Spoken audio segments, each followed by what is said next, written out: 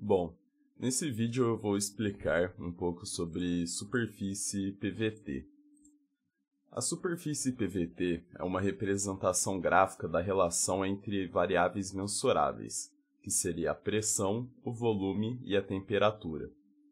A superfície PVT é dada como um gráfico tridimensional e constituído pelo eixo X como se fosse o volume, o eixo Y como a temperatura e o eixo Z como a pressão.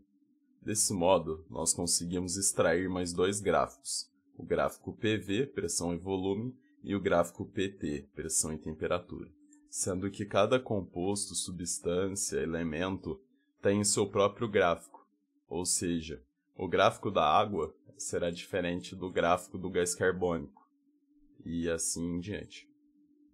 Como exemplo, vou utilizar o gráfico de superfície PVT da água. Nesse gráfico podemos ver que existem regiões monofásicas, regiões bifásicas e também a linha tripla, que eu vou explicar mais para frente. Primeiro de tudo, as regiões monofásicas, que seria o sólido, o líquido e o vapor, gás. Essas regiões, elas só consistem em uma fase da água. Com isso, também temos as regiões bifásicas, que apresentam duas fases da substância água, como o sólido vapor e o líquido vapor, presente na superfície PVT. Ademais, temos o ponto crítico, que é situado no topo da região bifásica líquido e vapor, onde os valores de volume líquido e volume de vapor ficam idênticos. O ponto crítico representa um estado único e é identificado pelo índice inferior C.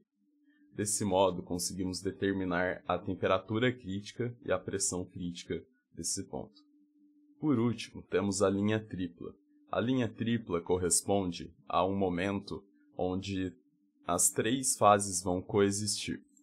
Passando para o gráfico pressão sobre volume da água, nós temos a maior clareza das regiões monofásicas, que são o sólido, líquido, gás, vapor, e também uma maior clareza das regiões bifásicas, que são o sólido vapor e o líquido vapor. Também conseguimos ainda ver o ponto crítico e a linha tríplice. Passando para o gráfico PT, pressão sobre temperatura, ele é um pouco mais difícil de enxergar como foi retirado do gráfico tridimensional. Porém, se você pôr a face do gráfico PT perto do gráfico tridimensional da superfície PVT, você vai ter um fácil entendimento do porquê o vapor está abaixo do sólido e do líquido. Com isso, nós temos o vapor, o sólido e o líquido bem representados, e temos três linhas, três curvas. Uma entre o vapor e o sólido é a curva de sublimação.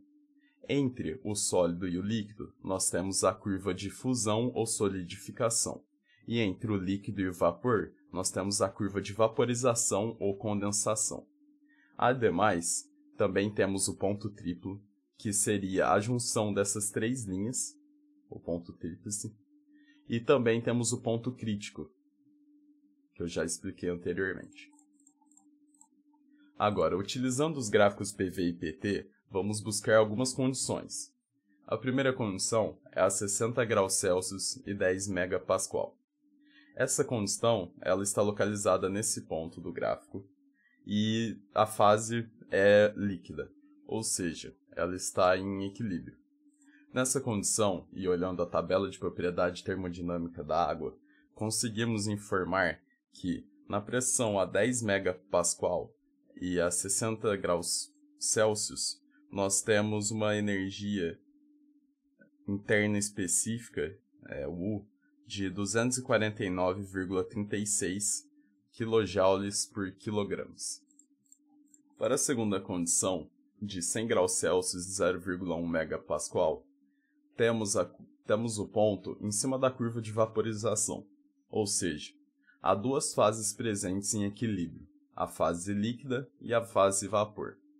Olhando na tabela para a segunda condição, a 100 graus Celsius, nós temos uma energia interna de 2.506,7 kJ por quilogramos.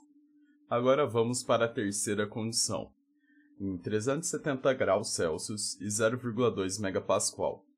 Essa condição ela está situada no vapor, no local onde só tem uma fase, e a fase em equilíbrio é vapor. Para essa condição, eu não consegui encontrar a temperatura exata de 370 graus na tabela.